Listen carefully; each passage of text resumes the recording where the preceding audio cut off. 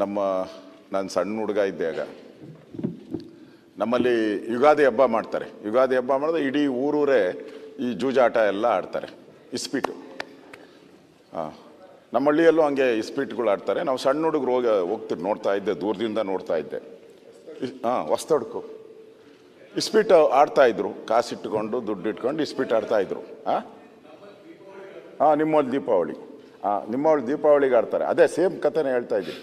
ನೀವು ನನಗೊಂದ್ಸರಿ ಹೇಳಿದ್ರಿ. ಅದಕ್ಕೆ ಆಡ್ತಾಯಿದ್ರು. ನಾನು ದೂರ ನಿಂತ್ಕೊಂಡು ನೋಡ್ತಾ ಇದ್ದೆ. ಇಸ್ಪೀಟ್ ಆಡ್ತಾ ಇದ್ದವ್ರಿಗೆ ಅವ್ರಿಗೆ ಎಲ್ಲ ಜ್ಞಾನ ಚೆಂದಾಗಿರ್ತೈತೆ, ಯಾವ ಸೈಮಲ್ಲಿ ಏನು ಮಾಡಬೇಕು ಅಂತ.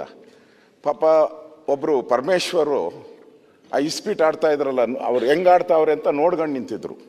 ಇಸ್ಪೀಟ್ ಹೆಂಗೆ ಆಡ್ತಾವ್ರೆ ಅಂತ. ರೈಡ್ ಆಗೋಯ್ತು, ಪೊಲೀಸ್ ರೈಡ್ ಆಯಿತು. ಸಿಕ್ಕಾಕೊಂಬಿಟ್ರು. ಯಾರು? ಪರಮೇಶ್ವರ್ ಸಿಕ್ಕಾಕೊಂಡ್ರು. ಇಸ್ಪೀಟ್ ಆಡ್ತಾ ಇದ್ದವ್ರು ಯಾರು? ಡಿ ಕೆ ಶಿವಕುಮಾರು, ಸಿದ್ದರಾಮಯ್ಯನವರು ಎಸ್ಕೇಪ್ ಆಡ್ಕೊಬಿಟ್ಟಿದ್ರು. ಈ ಕತೆ ಹಂಗೆ RCB.